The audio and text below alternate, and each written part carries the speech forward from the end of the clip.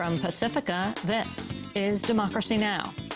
That old Beach Boys song, Bomberan, you know, bomb, bomb, bomb, bomb. We must win in Iraq.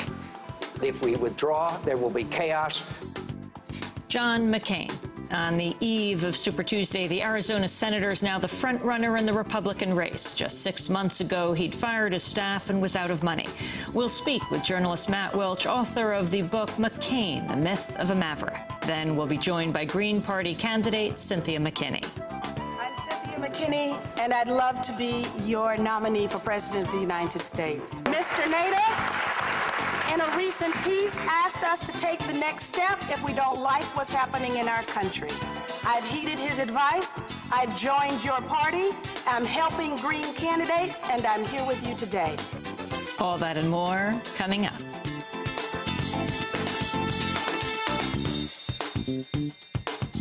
Welcome to Democracy Now!, democracynow.org, The War and Peace Report. I'm Amy Goodman. President Bush is expected to unveil a budget today that includes military spending of more than $515 billion. The New York Times reports, if approved, military spending will reach its highest level since World War II. The figure does not include supplemental funding for nuclear weapons or the wars in Iraq and Afghanistan, which has already topped $600 billion. The Pentagon Budget proposal marks a 7% increase over last year and the 11th consecutive year it's gone up. It comes just days after the Bush administration announced plans to seek deep cuts to Medicare and a freeze on new Medicaid spending. Overall, the White House is trying to slash $208 billion from federal health programs over the next 5 years. The Bush administration has increased military spending by 30% since taking office. The U.S. military says it accidentally killed 9 Iraqi civilians Saturday in Baghdad. 3 others were wounded in the attack. The victims came under fire from U.S. helicopters. The strike would be the worst-known case of apparent mistaken identity since U.S. forces killed 25 members of an anti-Al-Qaeda Sunni group in November. The latest attack comes as negotiations begin on a long-term bilateral agreement between Iraq and the U.S. Ahead of the talks, U.S. Ambassador Ryan Crocker said he expects to see U.S. troops in Iraq well into 2009. In election news, candidates are in their last full day of campaigning before tomorrow's Super Tuesday vote. Polls show Senator Barack Obama has narrowed Senator Hillary Clinton's national lead to just 4%. Obama's trailing Clinton by 6 points or less in Missouri, New Jersey, and Arizona. He's now ahead of Clinton in Georgia. On Sunday, Obama addressed a rally of more than 20,000 people in Wilmington, Delaware. If you believe we have to keep the dream alive for those who still hunger for justice and still thirst for opportunity, then I promise you this: we will not just win Delaware. We will not just win on Tuesday. We will not just win this nomination. We will not just win the general election, but you and I together, we will change this country and we will transform the world.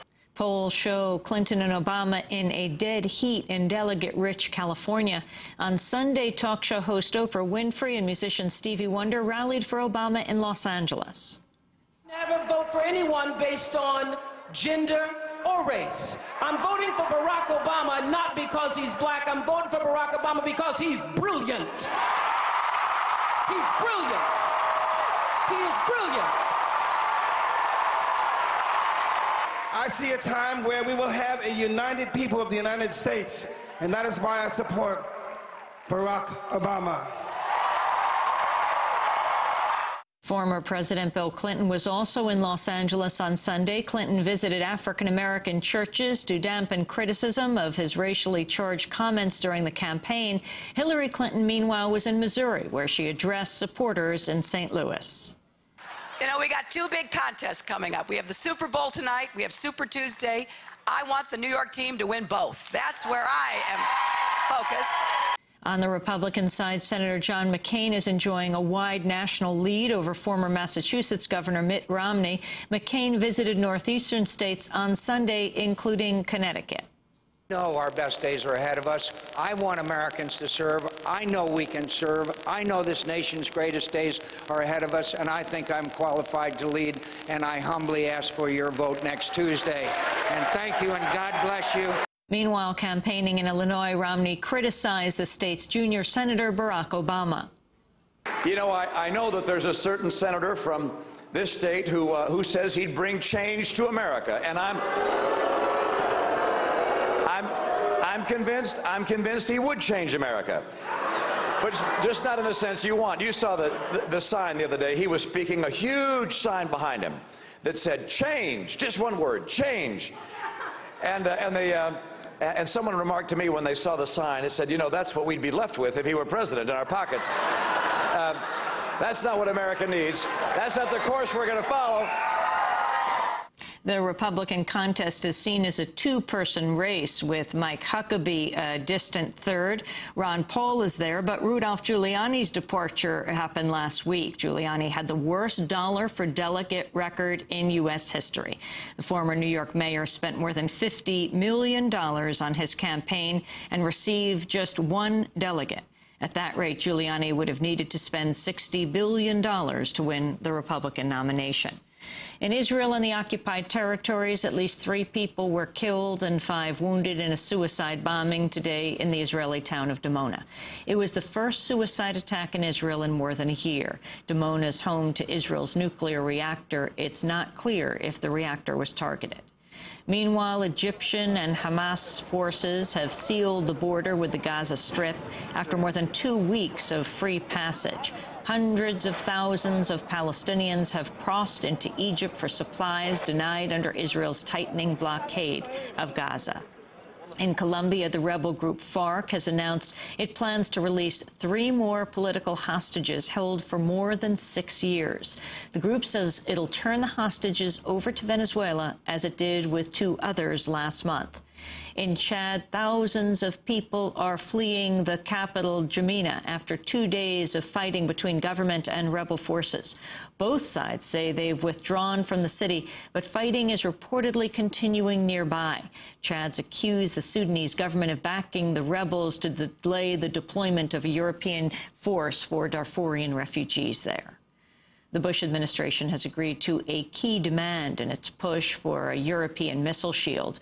This weekend, the White House said it backs Poland's call for increased U.S. military aid in return for its cooperation on hosting the site. Secretary of State Condoleezza Rice spoke after meeting Polish officials in Washington. There is no way that a few interceptors in Poland and radars in the Czech Republic can degrade the thousands of nuclear warheads that the Russians have. And there is no intent to do so. Indeed, we are having discussions with the Russians that President Putin and President Bush have wanted to go ahead about how we can cooperate in missile defense, because the Russians face some of the same threats. How can we talk about joint threat assessment? How can we talk about a system that would take advantage of the full geography so that we could have a way to counter these 21st century threats? The administration calls the shield a defense measure against a potential attack from Iran, but it's widely seen as a first-strike weapon. The U.S. wants to install at least 10 missiles in Poland, along with a radar site in the Czech Republic. Public opinion polls continue to show majority opposition to the missile shield in both countries. And finally, the lifelong pacifist Ralph Digia has died at the age of 93. Digia was imprisoned as a conscientious objector during World War II, along with the peace activist and later Chicago 7 defendant Dave Dellinger. He went on to spend more than half a century as a staffer and activist with the War Resisters League here in New York. And those are some of the headlines. This is Democracy Now!, democracynow.org, the War and Peace Report. I'm Amy Goodman.